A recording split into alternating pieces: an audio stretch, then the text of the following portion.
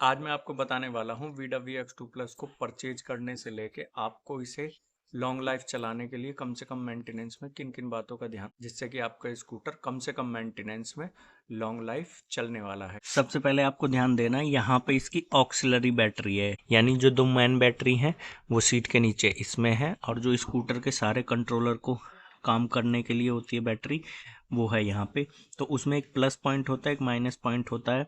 यहाँ पे बारिश के टाइम में पानी और डस्ट आ जाता है, तो उससे बचाने के लिए आपको क्या करना है, प्लस पॉइंट पर माइनस पॉइंट पे ग्रीस लगाने के बाद ही आपको बैटरी को टाइट करवाना है, जिससे कि आपकी बैटरी पे कार्बन नहीं आएगा और स्कूटर में कोई दिक्कत परेशानी नहीं आएगी। दूसरा पॉइंट है इस स्कूटर की ये मोटर। यहाँ पे मोटर के साथ गियर बक्सा अटैच है। इस स्कूटर में ना ही तो बेल्ट आती है ना ही चैन आती है, इसमें आता है गियर बक्सा, और ये गियर बक्सा 3 गरारियों पे वर्क करता है। इस वाले पॉइंट पे इस हाइट के पास में एक गरारी है जो मोटर से यहाँ कनेक्ट होती है गियर बक्से में, और ये वाली मेन गरारी है, और इसके ऊपर एक छोटी गरारी है इसके अंदर। तो 3 गरारियों का ये सेटअप है जिसपे ये काम करता है। तो ये लॉन्ग लाइफ चलने वाला है। लेकिन आपको ध्यान क्या रखना है, इस गियर बक्से में 120 ml गियर बॉक्स ऑयल डलता है। तो जिन लोगों को पता नहीं है कि किस चीज़ पे काम करता है, वो इसको जाके ऐसे ही मोस्ट ऑफ टाइम परचेज कर लेते हैं, और शोरूम पे आप चेक करा सकते हैं। वो आपको चेक कराएंगे कि इसमें ऑयल है या नहीं है। ये आपको परचेज करते टाइम हमेशा याद रखना है। और आप इसे ले आओगे और बिना ऑयल के चलाओगे तो इसकी मोटर जो है बहुत घर घर का साउंड करने वाली है। तीसरा पॉइंट है इसका ये फास्ट चार्जिंग का कनेक्टर। इसमें देखो बिल्कुल सही है, यहाँ पे इसमें फास्ट चार्जिंग की गन कनेक्ट हो जाती है। लेकिन ये कई बार क्या होता है, जब इसे आप नए में परचेज करने जाओगे तो ये जो बॉडी कवर है ये वाला इससे ऐसे होता है कनेक्ट। देखो यहाँ पे ऐसे मैंने दबा दिया, ये ऐसे रहता है। उस जब क्यों रहता है ये ऐसा, मैन्युफैक्चरिंग लाइन पे जब इसको जल्दबाजी में ये कई बार ऐसे रह जाता है। अगर ये ऐसे होगा तो आपकी फास्ट चार्जिंग की गन कनेक्ट नहीं होगी और आपका स्कूटर चार्ज नहीं होगा। तो इसको आपको ज़रूर देखना है एक बार। तीसरा पॉइंट आपको क्या देखना है, स्कूटर के दोनों टायर देखने हैं कौन सी कंपनी के हैं। तो मैं तो रिकमेंड करता हूँ कि MRF के टायर हों तो बेस्ट है। रीज़न क्या है, टायर की वारंटी हीरो नहीं देगी और ना ही इंश्योरेंस वाले देंगे। टायर की वारंटी देगी MRF कंपनी। तो अगर MRF कंपनी का टायर है तो MRF का बेनिफिट क्या है कि आप MRF की ऑथोराइज एजेंसी पे जाएंगे। अगर आपके टायर में कटने फटने की कोई प्रॉब्लम आई है तो वहाँ पे आपका टायर सेम डे ही चेंज हो जाता है, जिससे आपको बार बार चक्कर लगाने की सिरदर्दी नहीं रहेगी। अदर ब्रांड्स टायर में मैंने देखा है कि वो आपको घुमाते रहेंगे कि 1 सप्ताह बाद आना, 10 दिन बाद आना, 15 दिन बाद आना।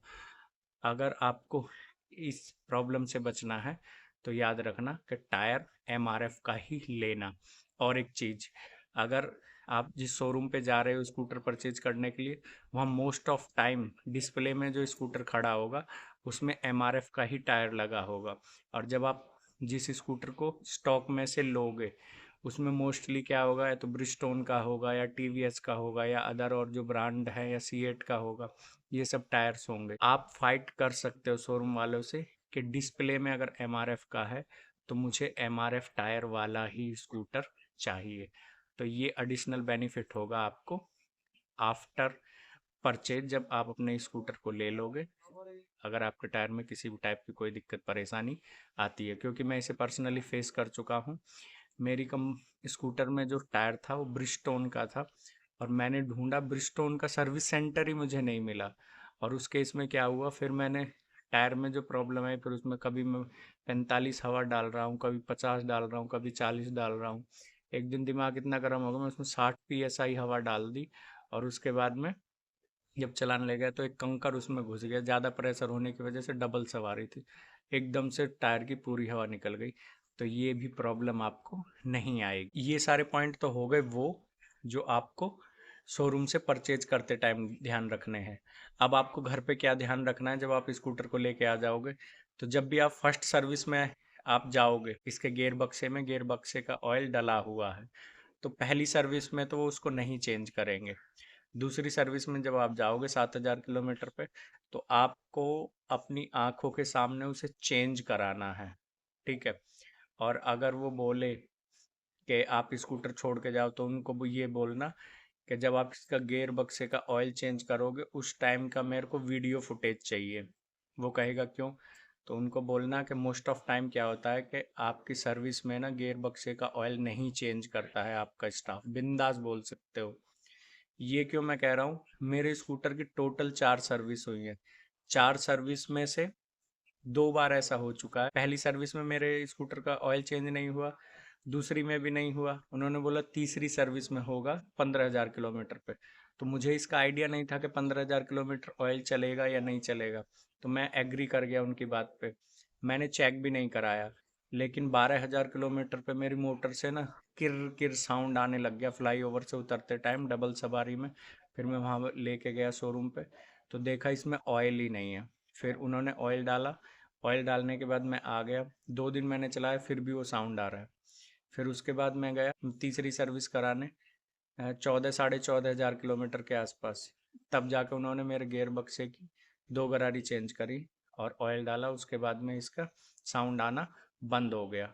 फिर उसके बाद मैं इसकी सर्विस कराने गया 10,000 किलोमीटर पे, जबकि होनी थी इसकी सर्विस 30,000 किलोमीटर पे। तो मैं इसे 24,000 किलोमीटर पे सर्विस कराने गया 14 के बाद। फिर क्या हुआ, उस टाइम पे मैं स्कूटर छोड़ के आया था और वो चार्जेबल सर्विस थी। तो उस सर्विस में मेरे को टोटल कॉस्ट जो लगा चार्जिंग का, सर्विस कॉस्ट का, वो लगा 762 रुपये। उसमें ऑयल वॉयल इंक्लूडेड था सारा। फिर उसके बाद अचानक ऐसे रैंडमली ना मैं मेरी बाइक का एक्सीलेटर वायल लेने गया। मैं एक गियर बक्से का ऑयल भी ले आया कि वीडियो बना के ऐसे जो व्यूअर हैं उनको बताऊंगा कि कैसे घर पे ऑयल चेंज कर सकते हैं। मैंने इसको खोल के देखा ना, 34,000 किलोमीटर के आसपास खोल के चेक किया था, तो इसमें 4 बूंद गियर ऑयल निकला है, सिर्फ 4 बूंद। तो तब से मेरे को भरोसा नहीं है सर्विस सेंटर वालों की सर्विस पे। फिर मैंने घर पे ही डाला।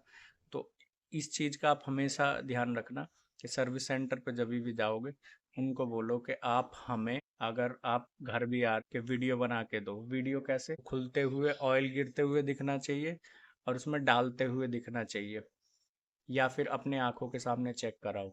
इस चीज़ का आपको हमेशा ध्यान रखना है, जिससे क्या होगा, आपके गियर बक्से की गरारी भी नहीं कटेगी और आपका स्कूटर लॉन्ग लाइफ चलने वाला है। एक पॉइंट है जो मैंने इस स्कूटर को देखा है लोग जैसे यूज करते हैं, तो ये है बैटरी स्कूटर। इसको समझना पड़ेगा। पेट्रोल व्हीकल की तरह ये नहीं है कि सेल्फ मारो कैसे ही चलाओ आड़ा टेढ़ा, कोई दिक्कत परेशानी नहीं आएगी। इसमें आपको समझना है कि चलाना कैसे है और इसको रख रखाव कैसे करना है। कई लोगों को मैंने देखा है वो अपने दुकान पे इसे चार्ज करते हैं गली में खड़ा करके, और स्कूटर पे धूप आ रही होती है और चार्जर लगा होता है और ये चार्ज भी हो रहा होता है। इस कंडीशन में आपके दो नुकसान हैं। दो नुकसान क्या है कि आपका चार्जर भी जल्दी ख़राब हो सकता है और आपकी बैटरी भी जल्दी ख़राब हो सकती है। रीज़न क्या है? बैटरी जब चार्ज होती है ना तो वो पहले से ही गर्म होती है, और जब वो चार्ज हो रही होती है तब भी गर्म होती है, और उस पर अननेसेसरी धूप आ रही है तो उससे क्या है, उसका टेम्परेचर बढ़ जाएगा। और उस वजह से क्या है, आप जब इसका टेम्परेचर बढ़ेगा तो आपकी वायर बहुत ज़्यादा गर्म होने लग जाएगी। चार्जर जो पॉइंट कनेक्ट रहता है स्कूटर को चार्ज करते टाइम स्कूटर में, वहाँ से बहुत ज़्यादा वायर गर्म होने लग जाएगी। और ना कि सिर्फ वायर गर्म होगी, आपकी वायर जल भी सकती है और आपकी बैटरी की लाइफ बहुत जल्दी ड्रेन होगी। क्यों? एक तो धूप है, ऊपर से बैटरी भी गर्म हो रही है। तो उस केस में आपको ध्यान रखना है, स्कूटर कितनी भी गर्मी पड़ रही हो, चार्जिंग पे लगाना हमेशा छाया में। एक तो ये चीज़ का ध्यान रखना है। दूसरा, आप इसे बहुत ज़्यादा रनिंग करते हो, मानो कि जैसे मैं स्टार्टिंग में जब मैंने परचेज किया तब मैं चलाता था इसे 150 प्लस किलोमीटर डेली, और अब मैं चलाता हूँ इसे 100 किलोमीटर के आसपास, या 100 किलोमीटर 110 किलोमीटर के आसपास। आप घर से इसे लेके निकले और इसकी जो चार्ज बैटरी 100% उसको आपने यूज़ किया, आप फास्ट चार्जिंग नेटवर्क पे पहुँचे, वहाँ पे चार्ज किया, चार्ज करने के बाद फिर इसे यूज़ करने के लिए निकले, तो एक बार हो गया। तो इसी टाइम पे इस स्कूटर की बैटरी टेम्परेचर हो जाता है ऑलमोस्ट 40 से 42 डिग्री। और जब आप उस इस चार्जिंग बैटरी को जब ख़त्म करके आओगे तो इसका टेम्परेचर हो जाएगा 45 से 47 डिग्री के आसपास। और जब आके आप second time fast charging use करोगे तो होगा क्या, इसकी बैटरी का टेम्परेचर बहुत बढ़ चुका होगा।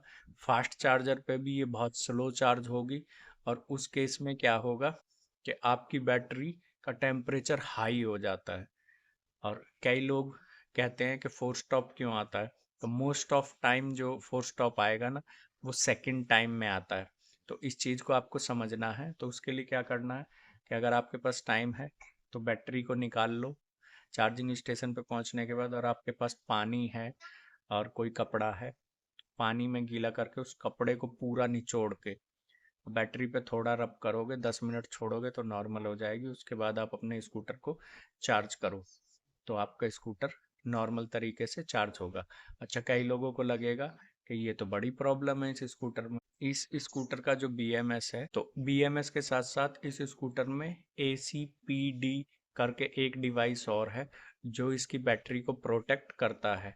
टेम्परेचर बहुत ज़्यादा बढ़ जाएगा तब भी ऑटोमेटिक फास्ट चार्जिंग को स्लो कर देगा, और टेम्परेचर बहुत ज़्यादा माइनस में होगा तो आपके फास्ट चार्जिंग नेटवर्क के टेम्परेचर से इसका टेम्परेचर मिसमैच हो जाएगा तो भी स्लो चार्ज कर देगा। तो कहने मतलब जो आपको कमी लगती है कंपनी के नज़रिए से, वो इसका एडवांटेज है ताकि आपकी बैटरी खराब ना हो। तो इन सब बातों का आप ध्यान रखोगे, मैं गारंटी के साथ कह सकता हूँ आपको इस स्कूटर को चलाने में कोई दिक्कत परेशानी नहीं आएगी। वीडा स्कूटर को लॉन्ग लाइफ चलाना चाहते हैं और हमेशा नए जैसा रखना चाहते हैं तो आप इन चीज़ों को फॉलो करो, आपको बहुत काम आने वाला है। स्कूटर चल चुका है मेरे 36,000 किलोमीटर, उसी एक्सपीरियंस से मैं आपके साथ ये सब शेयर कर रहा हूँ। तो आज के वीडियो को करता हूँ यहीं पे ख़त्म। वीडियो लगा हो आपको अच्छा, वीडियो को करें लाइक और करें कमेंट। चैनल पे आए हो नए, चैनल कर ले सब्सक्राइब। ऐसे ही अपना प्यार और सपोर्ट बनाए रखिए। फिर मिलते हैं नए वीडियो में नए टॉपिक के साथ, तब तक के लिए बाय बाय।